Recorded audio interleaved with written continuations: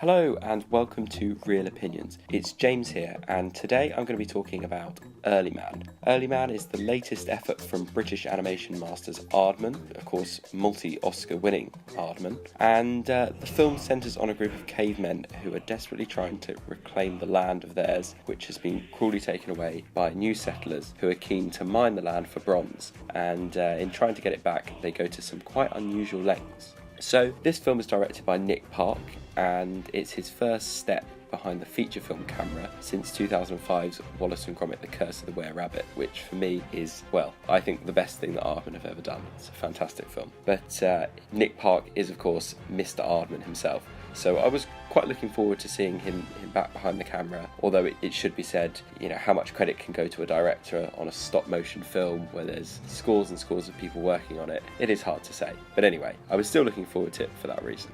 And you know, that is actually something that I should draw attention to, is the kind of the love and the energy that goes into creating a stop motion clay based feature film. It really is impressive, and that is a massive technical feat, so I should give it some credit for that, because I've got my miserable hat on, and for me that also kind of highlights the flaws of the film. I think what I love about Wallace and Gromit, Chicken Run, and even the Pirates film, which is kind of a bit criticised by some people, is sort of the depth of the mise-en-scene. And what I mean by that is the kind of the love and attention that goes into every single scene, every kind of setup. There's so many visual gags lurking in the background, and you know, something that requires so much time and energy. You know, you might as well take the time to put in those gags. And for me, this film was kind of lacking some of those, which I thought was a bit of a shame. Also, it was kind of void of the same kind of references to other films and kind of in-jokes that some of the Wallace and Gromit and then Chicken Run and other films have. But maybe that's a challenge of making a film in the kind of the caveman period. You know, it's kind of necessarily a bit sparse,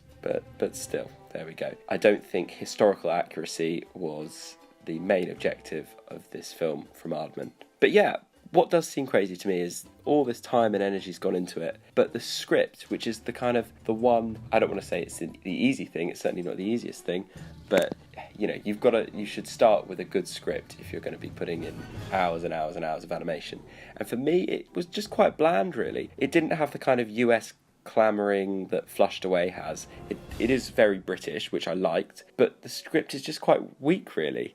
For example, Richard Ayoade, who's one of my favourite people, a really funny guy, he's one of the voice actors, and his contribution's kind of limited on the whole anyway, but his contribution is this kind of repeated catchphrase, which is, "Oh, Mum," and yeah, not great, really not great.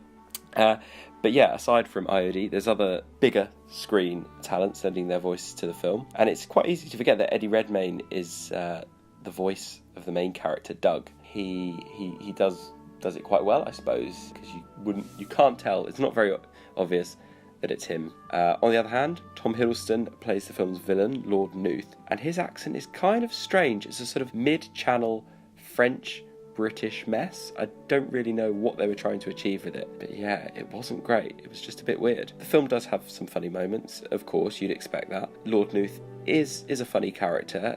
He's quite camp. He's a bit like a Bond villain, a sort of 60s Bond villain in terms of that sort of camp humour. And there are other gags in the film which will definitely please some people, but there's nothing in it that was particularly memorable. Nothing as iconic as a kind of a moon made of cheese or a pair of malfunctioning trousers. But the other thing, a kind of a bit of a bizarre turn, I suppose, that you wouldn't really expect from the film, is that it's actually kind of a sports movie. In order to get their land back, the cavemen are challenged to a game of football. Very strange. And like most sports films, it's very predictable what the end result's going to be, but maybe I'm being quite cynical because it is a children's film. So yeah, I guess I've got to give it some slack in that sense. Then again, I still have my miserable hat on, and what I would say is that it's a film very much for young children rather than adults and teenagers, which I think is a shame, because that's kind of been one of the, well, maybe not the unique selling points, but a real selling point of the Aardman films is how broad their appeal was. And for me, this film is just quite childish, really, with the humour and yeah, the very, very simplistic plot.